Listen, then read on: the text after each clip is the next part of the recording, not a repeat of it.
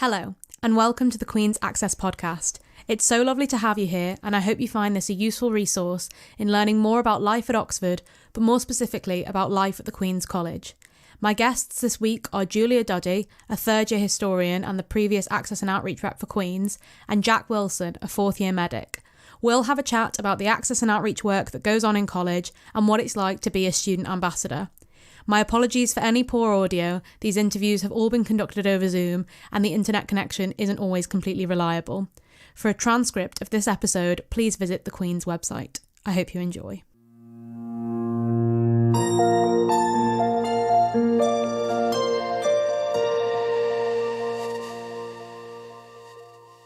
Hi guys, thank you so much for being here. I really appreciate it. To get us started, could you tell me a little bit about your Queen's journey? So how you ended up at college. So Julia, do you want to kick us off?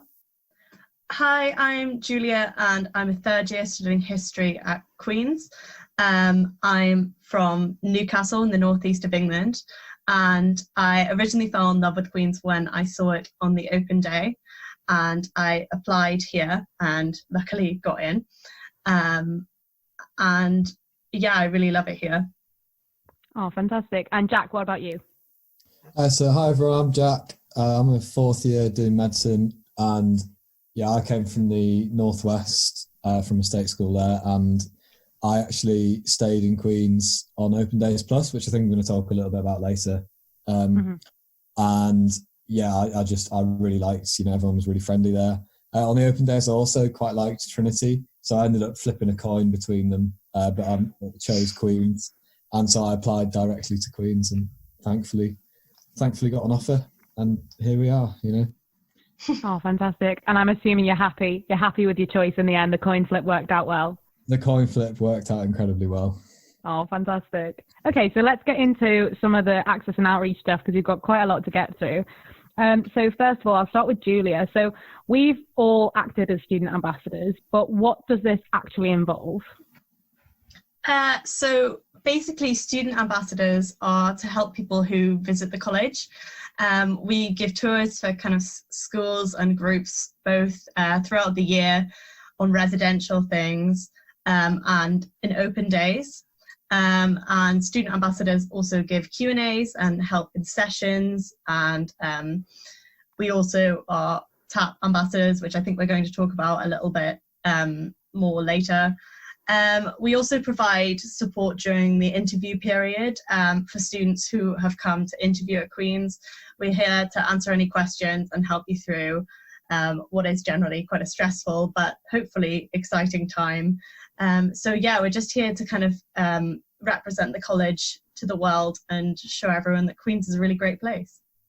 Yeah, fantastic. I think that's a very good summary of the role. So yeah, so Julia mentioned about being TAP ambassadors. So all three of us are ambassadors for the Access platform. Jack, do you want to explain to the listeners a little bit about what this means?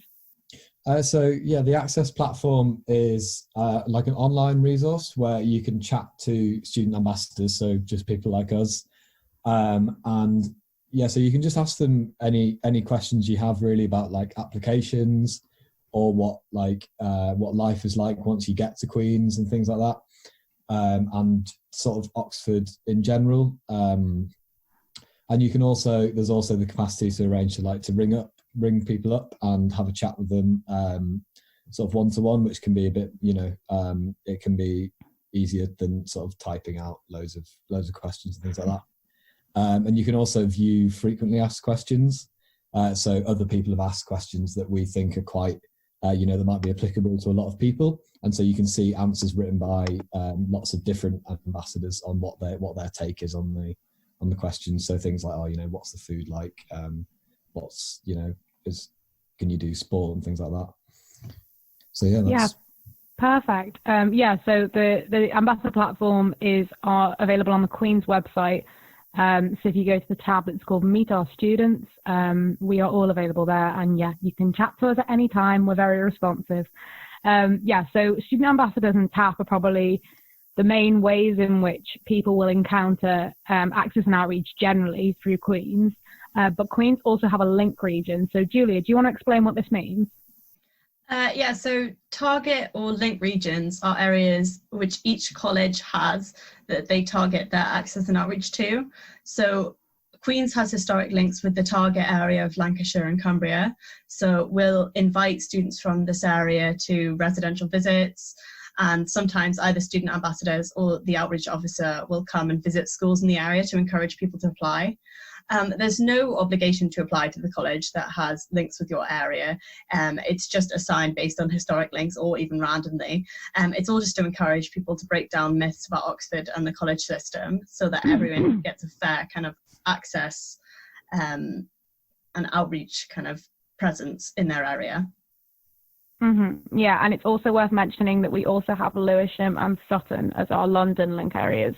But yeah, I didn't know about link areas before I came to Oxford. But then thinking about that, I remember someone coming in from Magdalen College, Cambridge, to talk to my school about Oxbridge as a whole.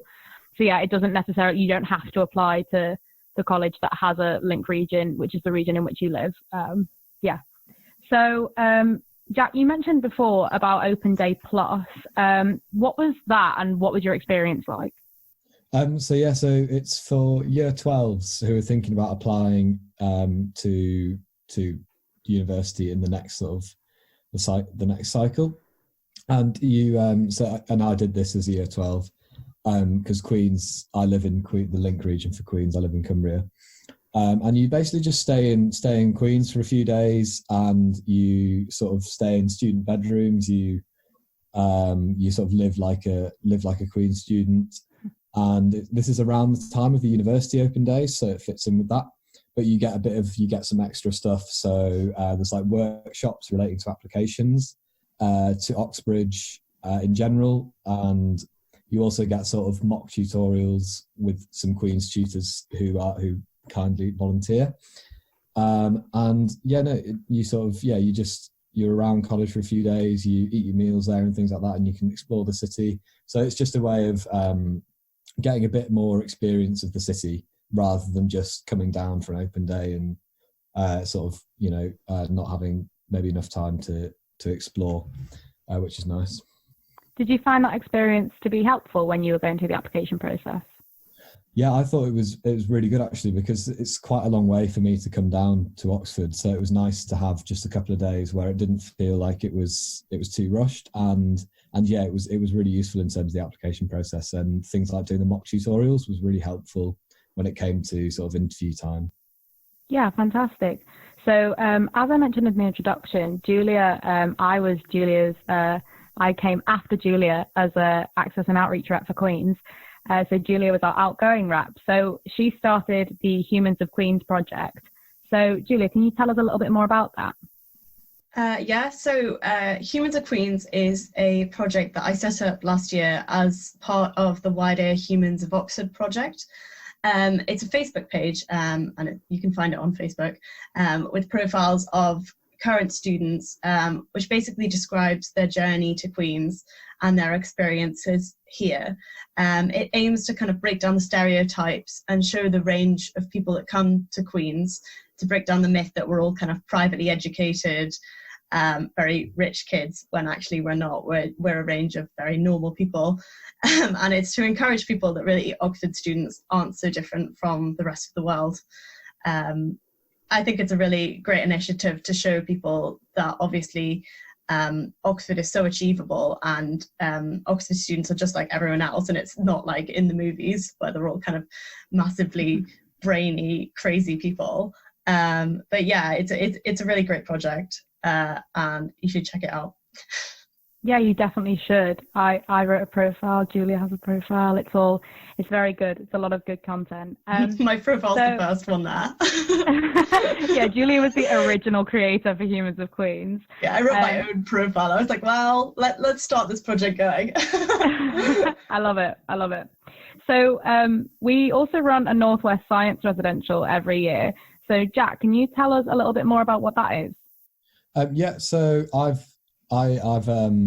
didn't come on this as a student, but I've volunteered to sort of on this, so sort of showing people around. So it's for year 12s, and like Julia was saying about, making Oxford seem achievable and things like that. So it's for students who are on track to achieve the grades for the offers, but are from typically sort of more underrepresented groups. And you just get to spend a few days doing some, again, it's sort of similar to Open Days Plus, and you spend a few days doing sort of mock tutorials, living and eating in Queens and things like that.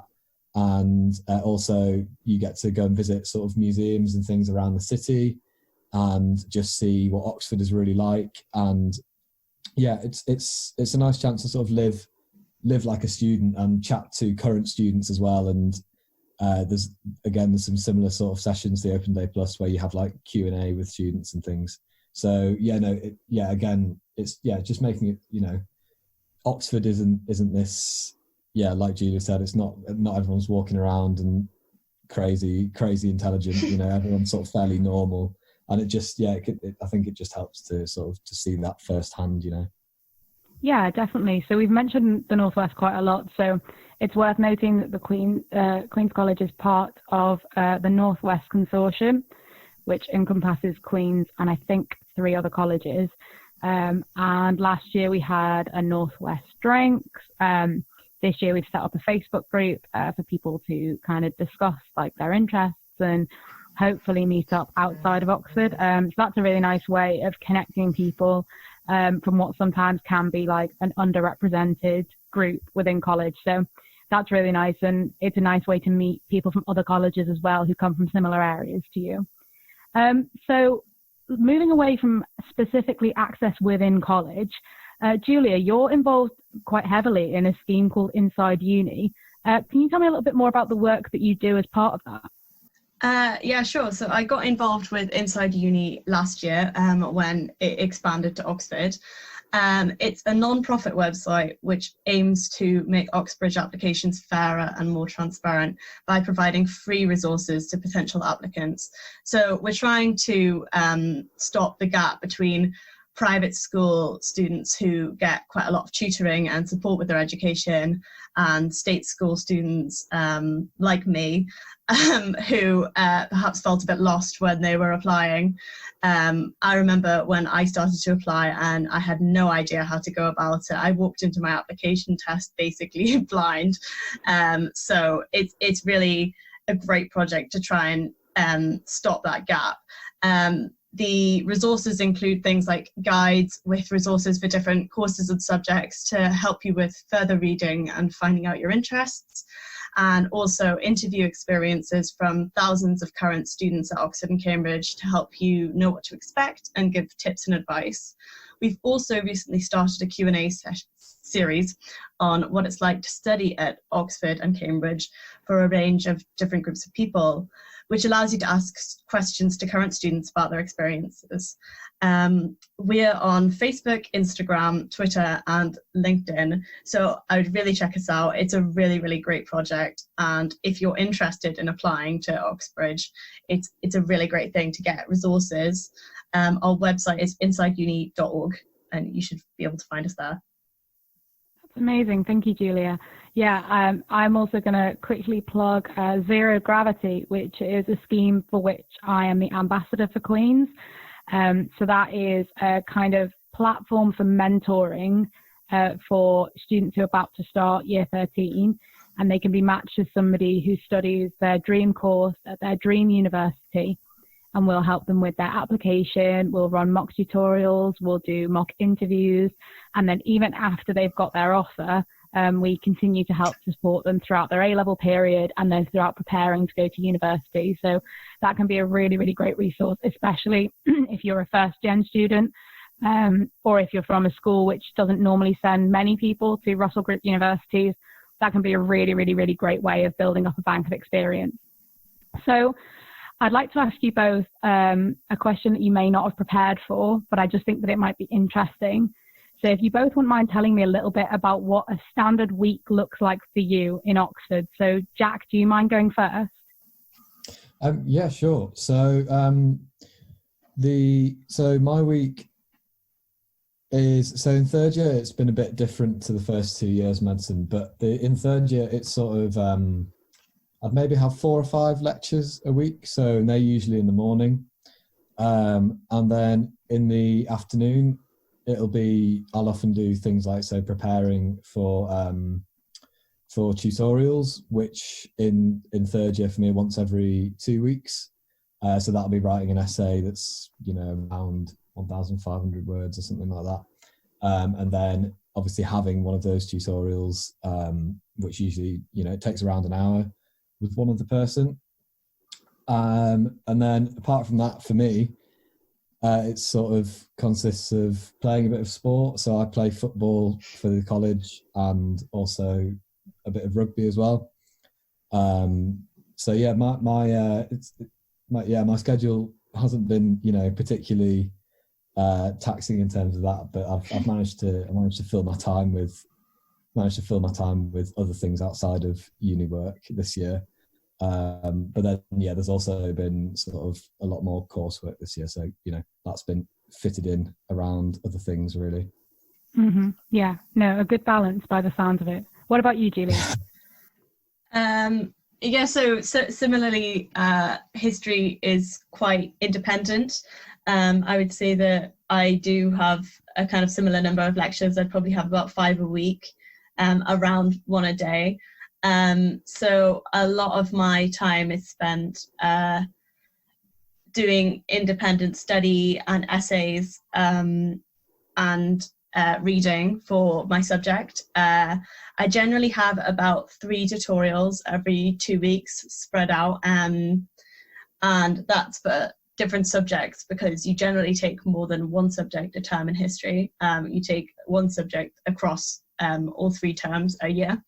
Other than independent work and tutorials and reading and things like that, and I also have classes as well sometimes, instead of lectures, which is kind of more individual work, kind of group-based work, in a kind of small class of around 6 to 12 people, which is quite fun because you get to bounce ideas off each other and you kind of have different perspectives.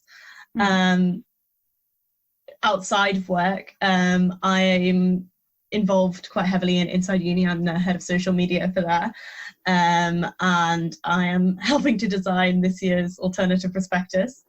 I'm also in an a cappella group called In the Pink, which is really, really fun, and I love to do to kind of unwind. And really, I just spend time with my friends and, do normal student stuff, watch movies.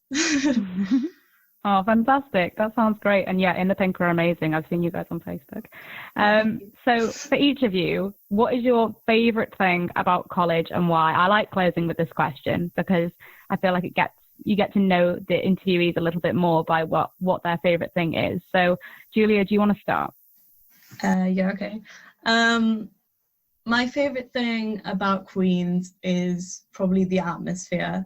People at Queen's are really friendly and cooperative, which is not at all what I expected when I came here. I'm from a state school in the northeast of England, and so my knowledge of Oxford was basically only based on myths and movies. And I was so worried when I thought about applying initially that it was going to be really cutthroat and I'd really struggle to make friends. But that's not what happened at all. And everyone here is really lovely and supportive and normal. And I have a really great group of friends who I adore and I'm really looking forward to seeing soon. So yeah, I think probably. Oh, lovely. That's so nice. And Jack, what about you? I was going to say the community, but that a lot of that is sort of, similar to what Julie was saying, but it's just, in everything you do, there's this sort of there's a real sense of community in that, everyone just sort of has a go, and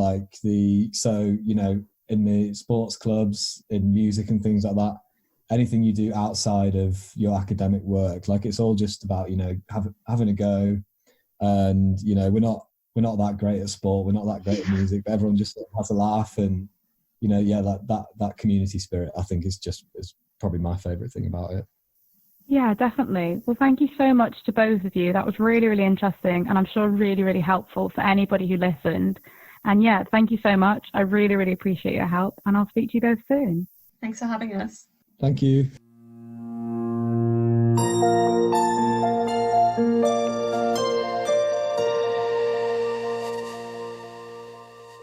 Thank you so much to Jack and Julia for that interesting conversation, and a massive thank you to all of you who listened.